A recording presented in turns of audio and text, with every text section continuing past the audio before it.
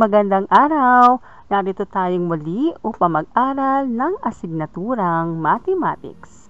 Ang ating tatalakayin sa araw na ito ay ang paglutas sa suliraning routine at non-routine gamit ang paghahati-hati o problem solving using division. Week 8, Lesson 2. Sa araling ito ay matututuhan natin ang paglutas ng suliranin na may kinalaman sa pera gamit ang iba't ibang pamamaraan sa paglutas ng suliranin.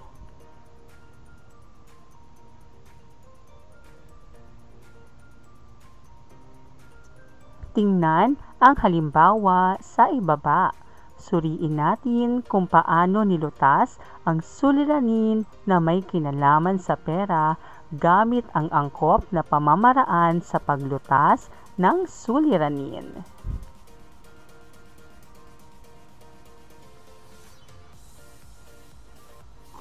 Si Claude ay binigyan ng kanyang nanay ng 1,000 pesos para ipambili niya ng pagkain kung maglalaan siya ng 50 pesos bawat araw.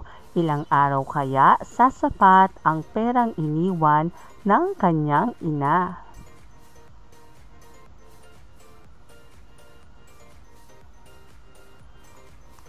Upang malutas natin ang suliraning binigay, gamitin natin ang Polya's 4-step process.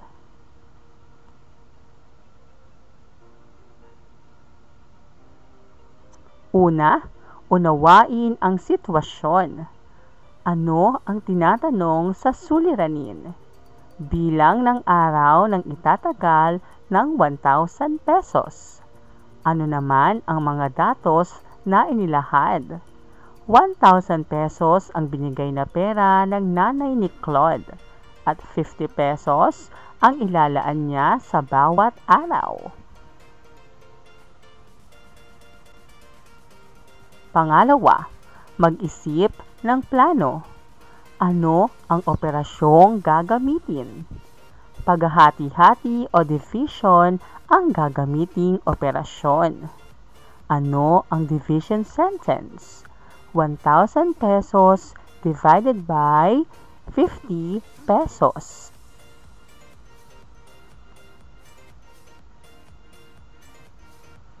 Pangatlo, isakatuparan ang plano. 1,000 divided by 50.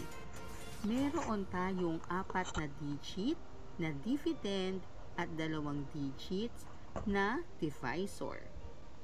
Dahil mas mababa ang unang 2 digit ng ating dividend kaysa sa ating divisor, pwede natin gamitin ang ikatlong digit ng ating dividend, kaya 100 divided by 50 o ilang 50 meron sa 100. Ang sagot ay 2. 2 times 50 equals 100. Subtraction ang ating isusunod na operation. 0 minus 0 is 0. 0 minus 0 is 0. 1 minus 1 is 0. Kaya naman, ang huling 0 ay atin na lang itataas. 20 ang sagot sa 1,000 divided by 50. Pang-apat, balikan muli o look back and check. Maaaring gamitin ang multiplication sentence upang masigurong tama ang sagot.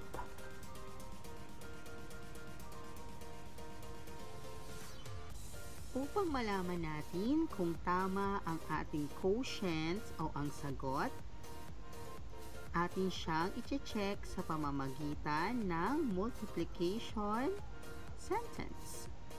50 times 20. 0 times 0 equals 0. 0 times 5 is 0. 2 times 0 is 0. And 2 times 5 equals 10. Atin silang pagsasamahin or addition. 0, ibaba natin. 0 plus 0 is 0. Ibaba natin din ang 0 at ang 1. 1,000 ang product ng 50 times 20. Nakatulad ng ating dividend. Kaya naman, ang 20 ay ang tamang sagot ng 1,000 divided by 50. Gawin natin. Panuto. Basahin at suriing mabuti ang mga suliranin. Sagutin ang mga sumusunod na mga tanong sa ibaba ng suliranin.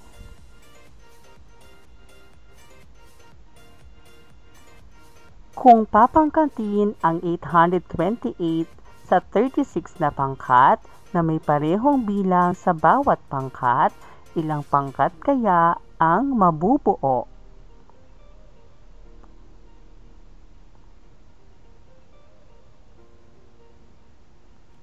(828) divided by 36. Mayroon tayong 3 digits ng dividend at 2 digits ng divisor. Dahil ang 82 ay mas mataas kaysa sa 36, atin siyang i-divide. 82 divided by 36 o ilang 36 meron sa 82. Ang sagot ay 2.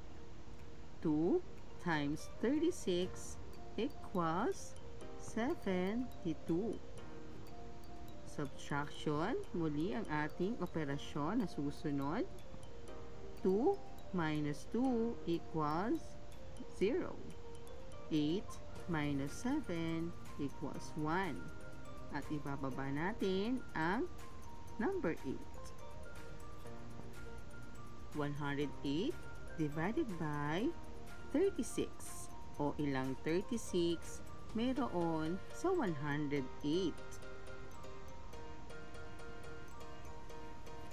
Ang sagot ay 3. 3 times 36 equals 108. Subtraction muli ang ating isusunod na operation. 108 minus 108 is 0. Kaya 23 ang sagot sa 828 divided by 36. Paano natin malalaman kung tama ang ating sagot?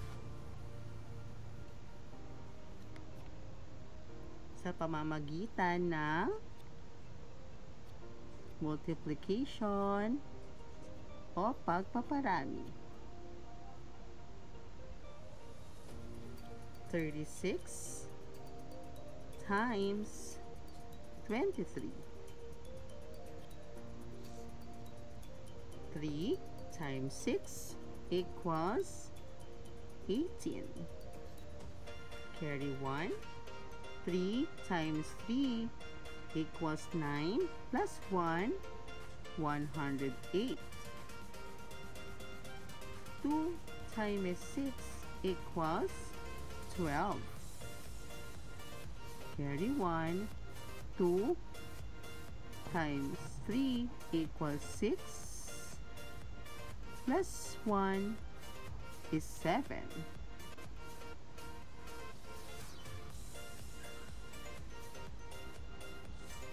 Atin silang pagsasamahin or addition. 8, ibababa natin. 0 plus 2 is 2. 1 plus 7 is 8. 828 katulad ng ating dividend. Kaya, ang 23, ang quotient o tamang sagot ng 828 divided by 36. Kung si Angela ay may 920 pesos na kabuuang ipon sa loob ng 20 araw, magkano kaya ang kanyang iniipon sa bawat araw kung magkakapareho ng halaga ang kanyang iniipon? 920 divided by 20. Meron ulit tayong 3 digit ng dividend at 2 digit ng divisor. Ang unang 2 digit ng ating dividend ay mas mataas sa ating divisor, kaya pwede na natin itong i-divide. 92 divided by 20 o ilang 20 meron sa 92. Upang malaman natin kung ilang 20 meron sa 92, pwede tayong mag-multiply by 20. Halimbawa, 20 times 1 equals 20. 20 times 2 equals 40. 20 times 3 equals 60. 20 times 4 equals 80. 20 times 5 equals 100. 20 times 4 equals 80 ang ating kukunin dahil ito ay mas mababa sa 92. Kaya, ang 92 divided by 20 ay 4.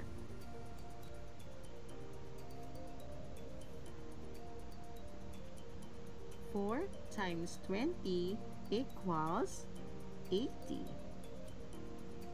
Subtraction ang ating gagawin. 2 minus 0 is 2. 9 minus 8 equals 1. At ibababa natin ang 0. 120 divided by 20. O ilang 20 meron sa 120.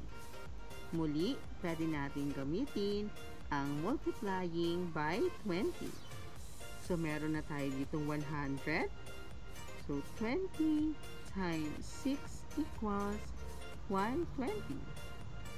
So, may 120 tayo sa 6. Kaya, 120 divided by 20 ay equals to 6. 6 times 20 equals 120. Subtraction, muli ang ating isusunod na operation. 120 minus 120 equals 0. Kaya 46 ang ating sagot. Paano natin uli ito maitatama kung tama ang ating sagot, o paano natin malalaman kung tama ang ating sagot? Sa pamamagitan ng multiplication o pagpaparami.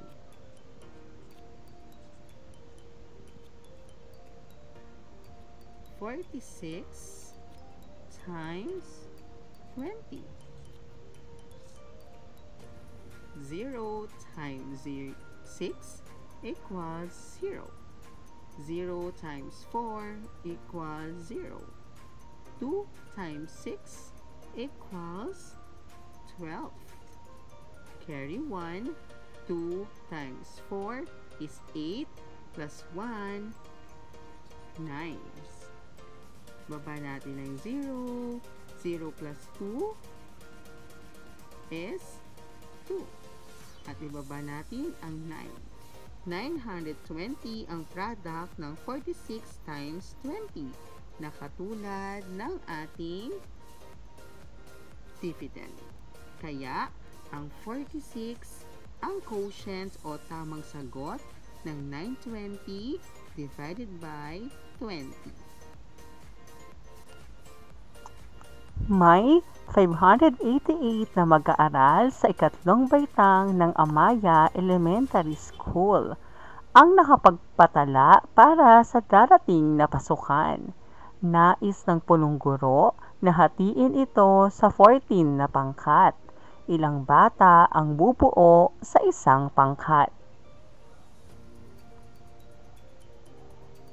588 divided by 14. Meron tayong ulit na 3 digits ng dividend at 2 digits ng divisor. Ang unang 2 digit ng ating dividend ay mas mataas sa ating divisor, kaya naman pwede na natin silang i-divide. 58 divided by 14 equals, ang sagot ay 4. 4 times 14 equals 56. Subtraction. 8 minus 6 equals 2. 5 minus 5 is 0. Ibaba natin ang 8. 28 divided by 14. O ilang 14 meron sa 28? Ang sagot ay 2. 2 times 14 equals 28.